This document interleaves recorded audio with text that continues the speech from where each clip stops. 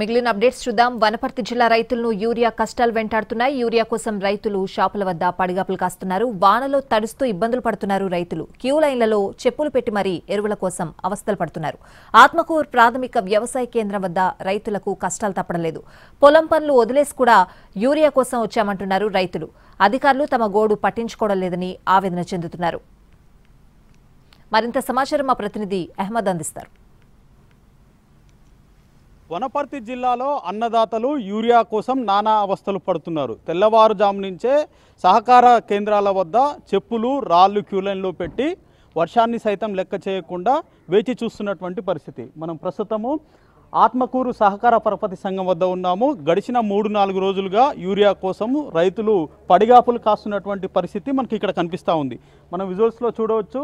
తెల్లవారుజాము నుంచే యూరియా కోసం వచ్చినటువంటి రైతులు క్యూ లైన్లలో వర్షం వస్తున్న కారణంగా చెప్పులు ఇటుకలు పెట్టుతూ తాము లైన్లో ఉన్నామని చెప్పేసి చెప్పే ప్రయత్నం చేస్తున్నారు. దాంతోపాటు తమకు యూరియా అందించాలని చెప్పేసి డిమాండ్ చేస్తున్నారు. వచ్చిన 3 రోజుల నుంచి కూడా యూరియా వస్తుంది, కొంతమందికి మాత్రమే ఇస్తున్నారు.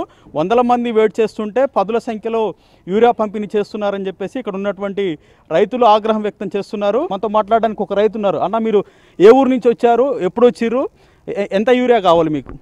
మాకు కావాలి మస్తుగానే కావాలి సార్, కానీ ఈసారి చాలా ఇబ్బంది అయిపోతుంది సార్. మొత్తం ఈ యూరియా గురించి చాలా కొరత వస్తుంది. మొత్తం ఏంటికంటే ఇప్పుడు మేము పొలాలు కూడా ఎక్కువ చేసుకున్నాం. వానాకాలం అని ఎండాకాలం అయితే తగ్గించుకుంటాం. కాబట్టి ఇప్పుడు ఈ వానాకాలానికే మరి యూరియా ఇప్పటి నుంచి 15 రోజులు మొత్తం షార్టేజ్ అయిపోయింది. బయట పర్వేట్ కూడా ఇస్తలేరు. పర్వేట్ పోతే మాకే ఎదురు దండం పెడుతున్నాం, మాకు అడగకండి మొత్తానికి సొసైటీలో పోండి అని అంటారు. సొసైటీలో పోతే ఇట్లా మా పరిస్థితి ఇట్లా ఉంది.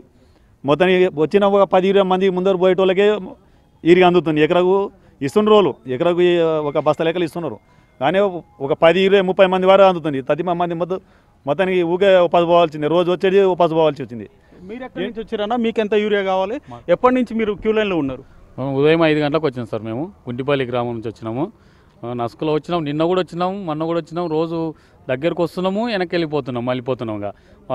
లైన్లో వచ్చేసరికి దగ్గరకు వచ్చేసరికి అయిపోతుంది. అది వచ్చేది 200-300 బ్యాగులే ఒక లారీ. కాబట్టి అది ఎవరికి సరిపోతలేదు. ఎందుకంటే మండలం ఇది ఆత్మకూరు మండలానికి, ఈ మండలం కింద కొన్ని 10-15 గ్రామాలు ఉన్నాయి. కాబట్టి ఈ గ్రామానికి ఒక్కొక్క గ్రామం నుంచి 100ల సంఖ్యలో రైతులు వస్తున్నారు. ఎవరికి సరిపడలేదు. ఇంకోటి మన ఆగ్రో రైతు సెంటర్లలో కూడా యూరియా లేదు. కాబట్టి అందరూ ఈ సొసైటీకి రావడం జరుగుతుంది. ఆ షాప్లో పూర్తి వచ్చినా ఎక్కడోళ్ళు అక్కడ తీసుకెళ్ళిపోతుంది. ఇంతకుముందు ఇక్కడే ఒక్కటే తోనికి వస్తుంది ఆత్మకూరు మండలం మొత్తంలో. కాబట్టి అందరు ఇక్కడే వస్తున్నారు. ఇక వీళ్ళు ఎకరానికి 1 చొప్పున ఇస్తున్నారు. కానీ లోడ్ తక్కువ వస్తుంది కాబట్టి ఎవరికి సరిపోవట్లేదు. అది అంటే అధికారులు ఏం చెప్తున్నారంటే, వ్యవసాయ శాఖ అధికారులు కానివ్వండి, ఇతర అధికారులంతా కూడా యూరియా సరిపడంత ఉంది, ఎవరు ఆందోళన చెందొద్దు అంటున్నారు. మరి మీరేమో ఇట్లా క్యూలు నిలబడి తెల్లారుజామున వచ్చాము, యూరియా అందట్లేదని అంటున్నారు. మాకైతే అందుతలేదు. మేము లైన్లో పెట్టుకుంటున్నాం, చెప్పులు పెట్టుకుంటున్నాం, పిల్లలు పెట్టుకుంటున్నాం. తెల్లవారుజామున 5 గంటలకు రావడం, రాత్రి 6 గంటలకు 7 గంటలకు వెళ్ళిపోవడం, వచ్చేవరకే అయిపోతుంది. ఇంకా మళ్ళీ మేము ఏం చేయాలి? ఇప్పుడు ఆ వ్యవసాయం పొలం పని ఇడిచిపెట్టుకోవాలి, ఇక్కడ లైన్లో ఉండాలంటే ఎట్లా ఉంటుంది? మీకు సరిపోయినంత స్టాక్ పాయింట్లు మాస్తున్నామని చెప్తున్నారు. కలెక్టర్ కానీ ఎంఆర్ఓ కానీ అందరు చెప్తూనే ఉండరు. ఇక్కడ చూస్తే వచ్చేవరకే అయిపోతుంది. ఇంకా మేము రోజు ఇదే పని మీదనే తిరుక్కుంటూనే ఉండాలన్నా? సరిపోయినంత స్టాక్ పాయింట్ ఉన్నప్పుడు ఇక్కడ ఈ సౌకర్యం చేయాలి కదా.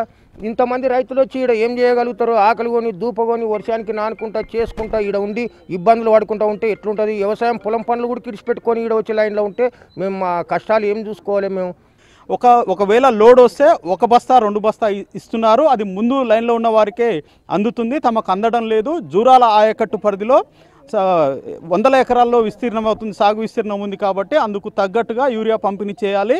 మాకు ఈ లైన్లో నిలబడే కష్టాల నుంచి, వర్షంలో పనులు వదిలిపెట్టుకుని వచ్చి ఇక్కడ ఉంటున్నాం కాబట్టి వీటన్నిటి నుంచి విముక్తి కల్పించాలని చెప్పేసి ఈ ప్రాంతంలో ఉన్నటువంటి రైతాంగం కోరుతుంది. సందీప్తో అహ్మద్, NTV, ఆత్మకూరుని.